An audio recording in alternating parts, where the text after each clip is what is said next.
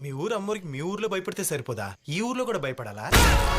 చనిపోయిన వ్యక్తులతో మాట్లాడవచ్చా అంటే అవుననే చెబుతుంది గరుడ పురాణం. ఎలాగో తెలుసుకోవాలంటే వీడియోను పూర్తిగా చూడండి. మనకిష్టమైన వ్యక్తులు మన అన్న, తమ్ముడు, అక్క, చెల్లి, స్నేహితుడు ఇలా ఎవరైనా చనిపోయినప్పుడు చాలా బాధపడతాం. కానీ వారి ఆత్మ అదే ఇంట్లో 11 రోజులు మన చుట్టూ ఉంటూ మనల్ని చూస్తూ మనకు ఏదో చెప్పాలని ప్రయత్నిస్తూ ఉంటుంది.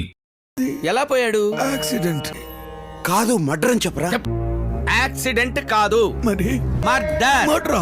మనిషికి ఆకలి, దప్పిక, కోరికలు ఎలా ఉంటాయో ఆత్మకు అలాగే ఉంటాయి. కానీ దేహం లేకపోవడం వల్ల ఆ ఆత్మ చాలా అవస్థపడుతుందని గరుడ పురాణం చెబుతుంది. మీరు ఆ ఆత్మతో మాట్లాడాలనుకుంటే, ఆ ఆత్మ మీరు మాట్లాడింది వింటుందని మీకు తెలియాలి అనుకుంటే, గరుడ పురాణంలో చెప్పిన విధంగా అర్ధరాత్రి 12 గంటల నుండి 3 గంటల మధ్య ఆత్మలు శక్తివంతంగా ఉంటాయి. ఆ సమయంలో ఆత్మలతో మనం మాట్లాడవచ్చని గరుడ పురాణం చెబుతుంది.